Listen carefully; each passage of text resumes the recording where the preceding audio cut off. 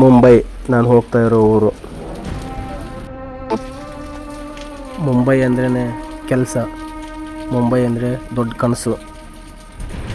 ಮುಂಬೈ ಪ್ರತಿ ಗಲ್ಲಿ ಗಲ್ಲಿ ತಿರುಗಿದೆ. ನನಗಲ್ಲಿ ಗೊತ್ತಾಗಿದ್ದು ಸ್ಟ್ರಗಲ್, ಕೆಲಸ ಕೆಲಸ ಕೆಲಸ. ಪ್ರತಿಯೊಬ್ಬರು ಟೈಮ್ಗೆ ಇಂಪಾರ್ಟೆನ್ಸ್ ಕೊಡ್ತಾರೆ.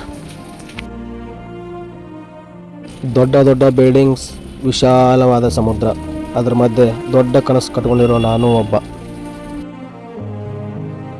ಸದ್ಯಕ್ಕೆ ನಾನು ನನ್ನ ಕನಸು ನನಸು ಮಾಡೋದ್ರಲ್ಲಿ ಬ್ಯುಸಿ.